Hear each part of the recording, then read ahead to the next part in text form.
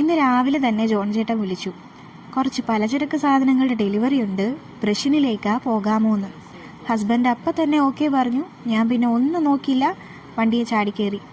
കാരണം മാമൻ എവിടെ പോയാലും പുറകെ ഞാനും പോവും, അതെനിക്ക് നിർബന്ധം. ഒരു സ്കാമിൽ പെട്ട് കുറച്ച് ദിവസമായിട്ട് ഹസ്ബൻഡിന് പാർട്ട് ടൈം ഒന്നും ചെയ്യാൻ പറ്റാതെ നമ്മൾ ഒന്ന് വലഞ്ഞിരിക്കുകയായിരുന്നു. അപ്പോഴാണ് ദൈവദൂതനെ പോലെ ഇങ്ങനെ ഒരു കോള് വരുന്നത്.